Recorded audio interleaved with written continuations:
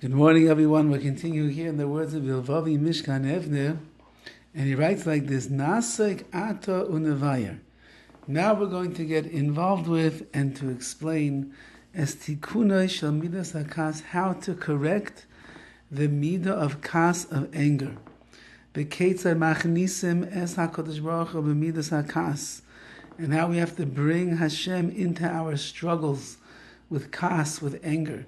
And by bringing HaKadosh Baruch Hu into your life and the struggles of kas that you have, niskanes midas hakas, you will be able to fix up and clean up the kas, the anger that might be brooding inside of you. What exactly brings a person to the trait of anger? The first distinction, which is most simply writes, anything that is opposing to the ratzon, to the will of the person himself, it brings a person to kas. I'm driving down the street, minding my own business, and someone comes out of nowhere and cuts me off. So that goes against my ratzon, against my will. I get upset, I get angry. I go to the restaurant, and I was looking forward to a nice, quiet meal with my wife, and it turns out there's some wild party going on in the side room, and they are so noisy, and the music is so loud, it's driving me crazy. I suddenly find myself getting angry. I come to shul.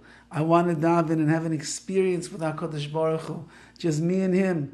But there's someone talking over here, there's someone making noise over there, somebody's phone is going off, there's another person who's breathing loudly, one who's knocking his belt buckle against the table every time that he shuckles, and I find myself getting angry because it's going against my ratzon, against my will.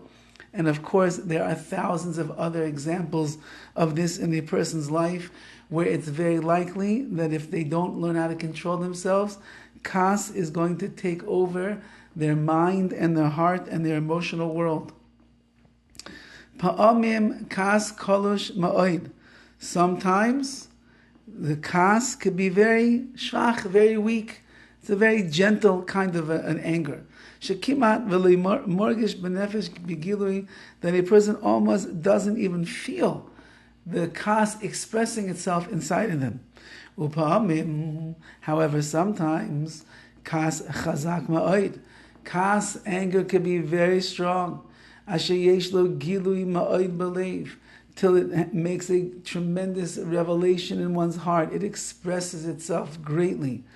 Ad kas hachazak v'atokif, till the kas is very strong and it's grabbing the person. And it even reveals itself and expresses itself in physical manifestations. On the face of the person. A person can be angry on the inside, but nobody would really know what's going on. He's got a good poker face on. Nobody has any idea how he's feeling inside. However, sometimes the kas gets so deep and it gets so real, so suddenly his face is beginning to make that scoured look. He begins to turn a little bit red. His eyes become beady and he's staring at that person that is aggravating him and making him angry. Then the kas already is taking on a new level. It's now expressing itself in a way that is very unsavory and unhealthy for the person. And there are even other things that could bring the person to kas, as we're going to discuss. What is the other thing that brings about kas, that brings about anger in a person's life? When someone is paigeya b'chvoidai, they come and they damage the honor of the person that they are confronting.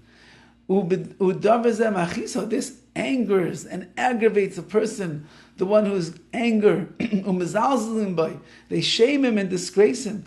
This itself causes great anger to the person that's on the receiving end. And with all of this, why? It's because I think I deserve covet, I deserve honor. People should be bowing down to me. People should respect my opinion. People should respect my Daled Amos, my space. They should know everything that I want and everything that makes me happy and everything that bothers me, and therefore they should never treat me in any other way.